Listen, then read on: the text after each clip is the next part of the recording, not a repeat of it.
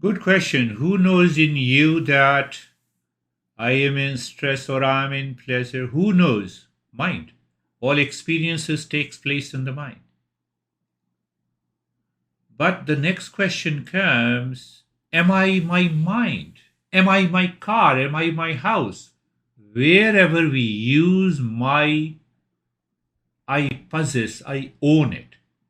So owner is me, and what I own or possess is different and separate from me. So when you say I am in stress, you own the stress.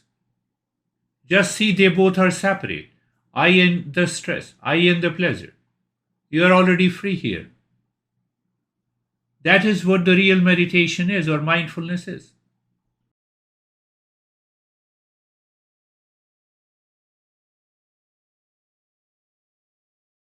What is a condition, event, relations, situations in daily living? They all live in my mind with my wrong notions or the right notion, with the likes and dislikes. For example, so simple to understand, when I say I am a husband, can you show me where is the husband? Where is the wife? Where is the father? Where is the mother? It is a virtual understanding by the mind for the sake of convenience. It has nothing to do with the reality. That is where the